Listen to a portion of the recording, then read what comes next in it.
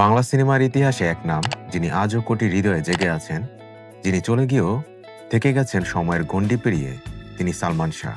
তার মৃত্যুর ২৯ বছর পরও ঢালিউডের সবচেয়ে বড় তারকারাও তাকে স্মরণ করেন শ্রদ্ধা আর ভালোবাসায়। আজকের গল্প সেই সালমান শাহকে নিয়ে, যাকে স্মরণ করছেন বর্তমান সময়ের সুপারস্টার শাকিব খান। ১৯৯৩ সালের মাত্র এক ছবির মাধ্যমে বদলে গিয়েছিল বাংলা চলচ্চিত্রের ইতিহাস। তিনি ছিলেন সময়ের আগের এক তারকা।